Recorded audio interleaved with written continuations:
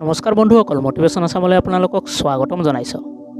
বন্ধুসকল, আজিৰ এই কাহিনীটো এজনী ৮ বছৰীয়া কণমানি ছোৱালীজনী এবাৰ এখন ৰেষ্টুৰেণ্টত যায় আৰু ৰেষ্টুৰেণ্টত গৈ এটা টেবুলত বহে আৰু তাইৰ ওচৰত এজন ৱেটাৰ আহে আৰু কণমানি ছোৱালীজনীক সোধে, তোমাক কি লাগিব, তুমি কি খাবা? ছোৱালীজনী যিটো টেবুলত বহি আছিলে সেই টেবুলখনৰ কাষতে এখন টেবুল আছিলে আৰু তাত এজনী মাইকী বহি আছিলে আৰু মাইকীজনী এটা আইচক্ৰীম খাই আছিলে।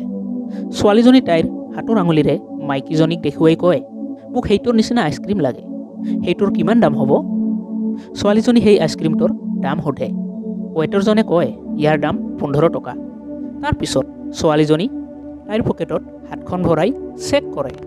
কিছু সময় চেক কৰাৰ পিছত তাই ৱেটাৰজনক সোধে, ইয়াতকৈ সৰু আইচক্ৰীম পোৱা যাবনে আৰু তাৰ দাম কিমান হ'ব?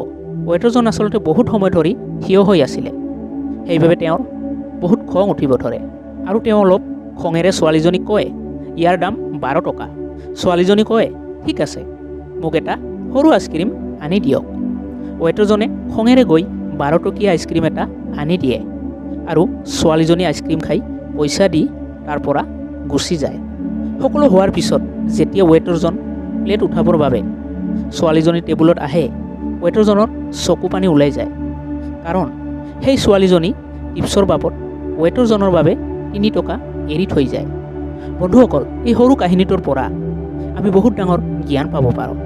আমাৰ লগত যিখিনি আছে সেইখিনিৰে আনক সুখত ৰাখিবলৈ চেষ্টা কৰা উচিত। ইয়াৰ দ্বাৰা আপুনিও সুখী থাকিব আৰু আনেও সুখত থাকিব। বন্ধুসকল, যদি কাহিনীটো ভাল লাগিছে তেনেহ'লে লাইক কৰিব, শ্বেয়াৰ কৰিব, লগতে চেনেলটো ছাবস্ক্ৰাইব কৰিব নাপাহৰিব।